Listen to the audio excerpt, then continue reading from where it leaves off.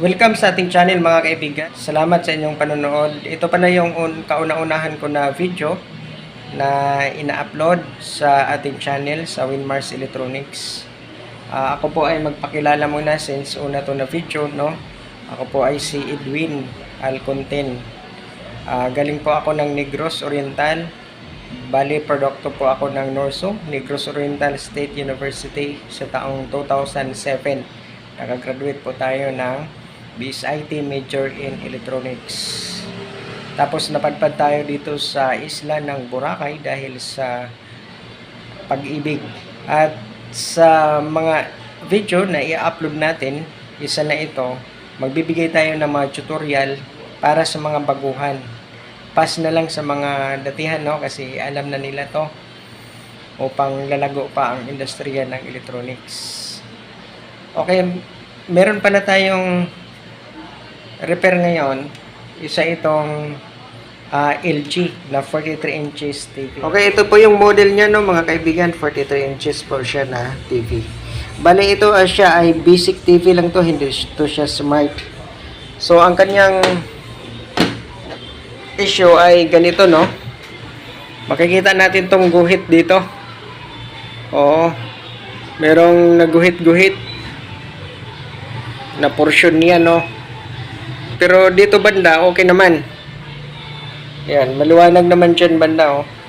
Makinis dyan na banda. Susubukan natin mga kaibigan kung madala pa natin sa repair, bali, buksan muna natin itong unit. Ayan. Tanggalin natin to. HDMI, yung sa input niya. Bali, kung hindi pala kayo nakasubscribe, no, sa ating channel, makisuyo na rin tayo na mag-subscribe tayo sa channel na ito upang tuloy-tuloy tayo na makagawa ng video. Since una ko pa to na video, no, mga kaibigan, pagpasensyahan nyo lang muna, no, kasi hindi tayo expert sa pag-video. Bali, tinanggalan ko na to ng mga screw, no, mga kaibigan, para madali na lang sa atin ang pagbukas. Okay, ito yung makikita natin. Ito yung kanyang power supply. Ito yung main board niya. Ito yung timing control board or T-con board. So, saan ba tayo magpo-focus kapag ganun yung problema sa TV? Ito, kung makikita nyo, no, mga kaibigan, dalawang flex siya, Oo. Dalawang flex. Lagyan na lang muna ito natin ng tagging. Ito siya ay right. Ay, hindi naman gano. Right. Ito ay left, no? Ayan. Hindi naman gumagana yung ballpen natin. So, ganito na lang.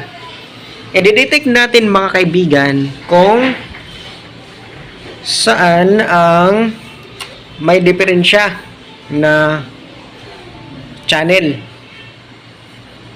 Okay, sa pagdidetect niyan, maghang tayo. Isa-isa. Ang una nating ihang ito. Titingnan natin kung nandun pa ba yung mga lines na yon o mawawala. Yan, no? Tapos, lagyan natin ng supply. Yan. Makikita natin na nag-on na yung TV. Makikita natin dyan sa mga butas, umiilaw na Tapos titingnan natin dito.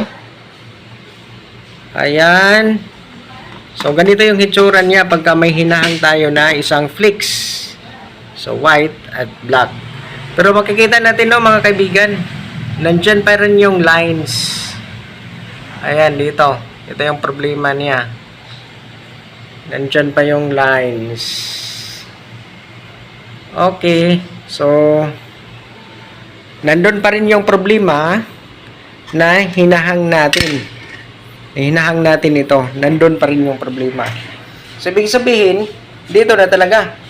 Pero para malaman, ibabalik natin to.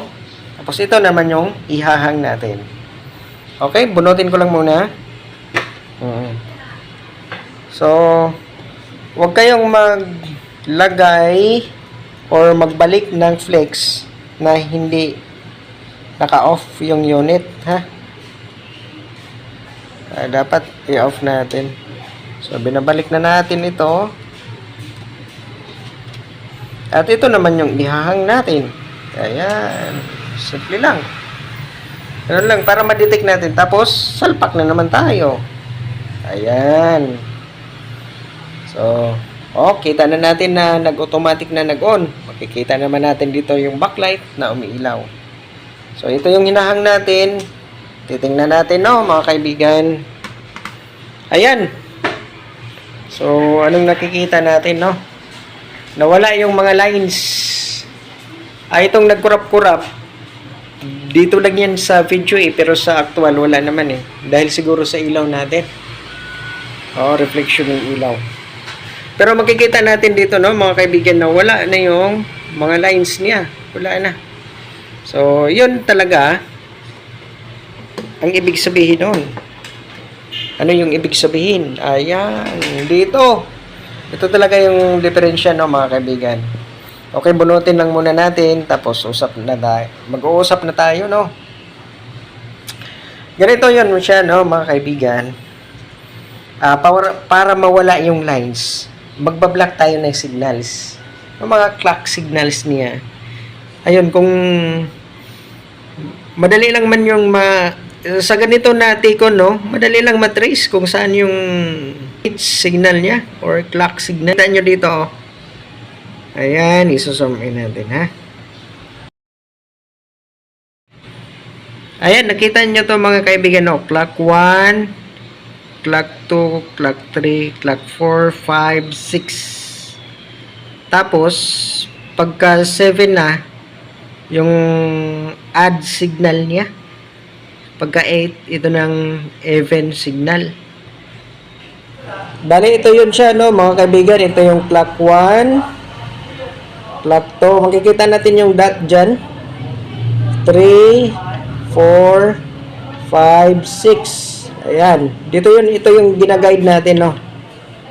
Tapos, 6, 7. Ito yung kanyang add signal. Tapos yung 8, yun yung even signal. So, yan ang mga signal, ibablock natin. Isama na lang natin yung add at saka even na signal niya.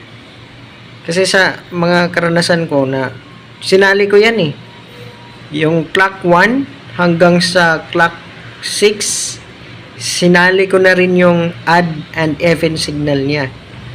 Since hindi tayo dito, no, mga kaibigan na flex, dito tayo magbablock. So, saan ba yung kaparallel niya dito? Yung kapareha. Yung kakonektado. Yan, kakonektado pala. Ito na, mga guys. Kumuha na tayo ng ating multi-tester. So, ito yung clock 1. So, hanapin natin dito kung saan yung kaparallel niya. Ayun, dito. Dito siya banda.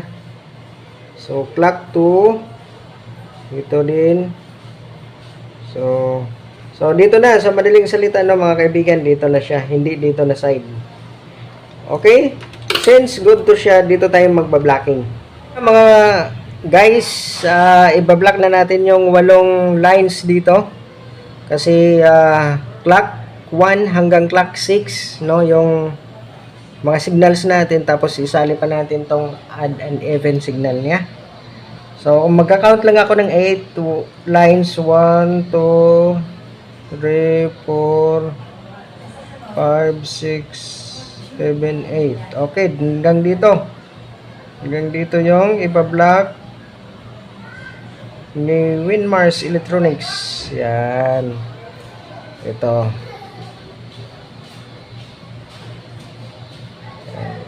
8 lines yan, mga kaibigan. Tapos putulin na natin tong sobra. Ayun, tapos babalik natin. Ayan, babalik. Yun, no. Okay. Testing na tayo, no, mga kaibigan, no. Nabablock na natin. Makikita naman natin itong scotch tape dito. Yung 8 lines, binablock natin. Tapos, salpak tayo. May power na to. Ayan. Ay, salpakan pala natin ng signal, no? Dito sa HDMI niya. Para makikita talaga yung projection, no? Ayan. Tapos, titingnan na natin kung nandyan pa ba yung lines niya. O, wala na. Ayun. Ang linaw, no, mga kaibigan. Wala na. So, nabunot ko pala yung ano ng signal. So, lagyan natin ng signal yan.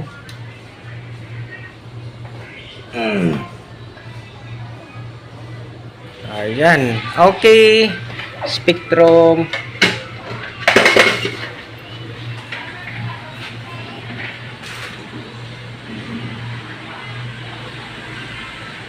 So, yan. Ayan. So, ang linaw, no, mga kaibigan. Wala nang guhit-guhit. So, ayan. Makikita natin, mas lalong kuminis yung gawa natin. Yan, no? Ayan. So, ganun lang yung gagawin, no, mga kaibigan. Una, ititrace natin kung saan doon banda, sa left and right ba siya na flex or ribbon wire or sa ribbon. Tapos, kung ma-detect na natin kung alin doon ang may problema, i-block natin yung mga signals. Sa akin, binablock ko lahat eh. 1 to 6, tapos sinali ko pa yung add at saka even na signal niya. So, ito na, resulta.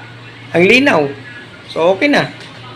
At salamat na lang sa ating panonood, no, mga kaibigan. At sana ay mag-subscribe kayo sa channel ko. At ito yung kauna-unahan na video. Maraming salamat talaga. At hanggang dito lang po. Ingat!